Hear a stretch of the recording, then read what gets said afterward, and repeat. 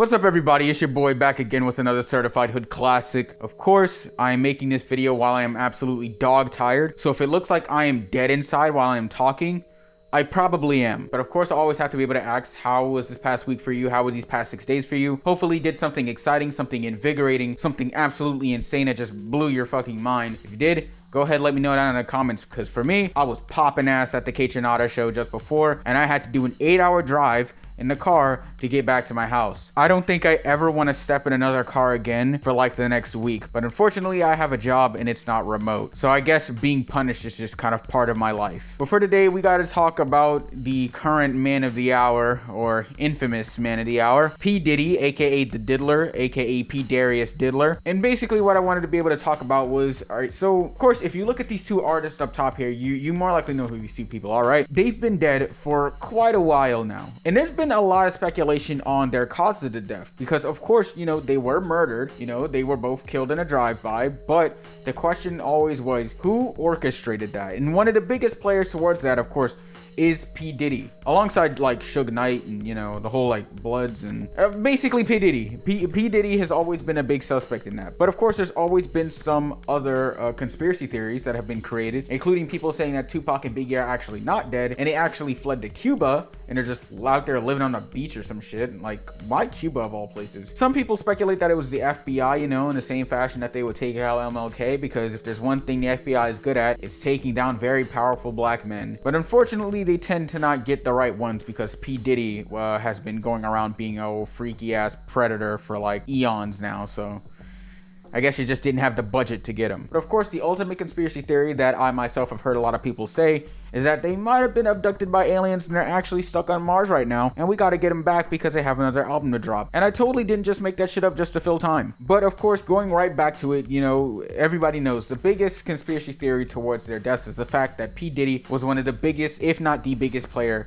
in their deaths. And in Biggie's case, it was more like sending a lamb to the slaughter, because I'm pretty sure Diddy knew long before about Biggie's fate before it even happened. But I bring this all up because 5 days ago, P. Diddy once again got another lawsuit being accused of grape, because she accused Diddy of being a part of Tupac's death, like most people would, right? But it ended up with the music mogul and a bunch of other goons pulling up to her location and doing indescribable things to her, to say the least. And although this lawsuit mainly just contains a bunch of words and hearsay, and Diddy hasn't really actually made any response towards this, I would not be surprised if this is true at all.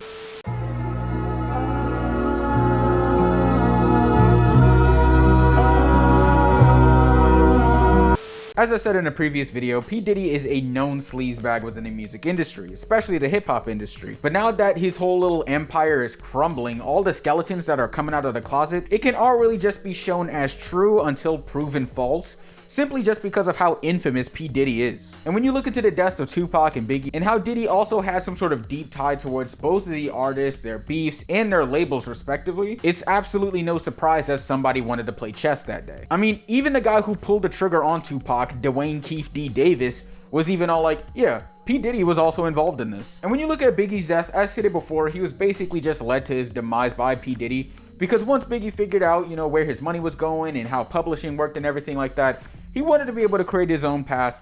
And of course, to absolutely no surprise, P. Diddy didn't like that shit at all, because if there's one thing about P. Diddy, he likes having his hands in everything, non-consensually. And with Biggie and Tupac already having beef with one another, what's a better way to be able to kill two birds with one stone than this situation right here? Diddy basically forced Biggie to go to LA to do all this promo shit and all this recording, studio time, whatever, all while there was a whole looming beef between Suge Knight and P. Diddy going on in the background. And it mainly stems from P. Diddy being a suspected player in Tupac's death, who, if you don't know, was a part of Death Row Records, which was Suge Knight's label. And then there was also the fact that P. Diddy was suspected of playing a part in the death of Suge Knight's friend Big Jake. So when you look at it as a whole, who's a better target to pick to mess with Diddy than his own cash cow? And you're probably wondering, well, if Suge Knight was the one, you know, who would have ordered a hit or something like that, right? What would P. Diddy exactly have to do with that? Well, as stated before, he essentially set up Biggie. If he would have never had to go to LA to do all that extra music shit and all the promo stuff, he would have never gotten killed in a drive-by. Or he would have never gotten killed that early into his prime. But now that the rappers have been both dead for decades now, the question has just became, who did it and why? You know, and I feel like to even answer that, I feel like the answer is just, you know, it's been right in front of our faces this entire time. It's just unfortunate that the only sort of evidence that we have is just rumors and one person who actually did pull the trigger, but there's no backing evidence from that either. But as far as I see it, yeah, he did that shit. I don't really see why he wouldn't have did it, you know? I mean, let's not forget, the man literally got Kid Cudi's car rigged to explode because he was hanging with Cassie. And I feel like if that doesn't show a good perspective on just how crazy P. Diddy is, I don't know what would. But let me know your thoughts down below in the comments while liking and subscribing, of course, and let me know your conspiracy theories on the deaths of Tupac and Biggie, and if P. Diddy was actually involved. But I'll just be here laughing and praising God because Deshaun Watson got injured against the Bengals, and boy do I love when Deshaun Watson fails. Go Browns, go Eagles. I'll see you guys next week. Thanks for watching. Peace.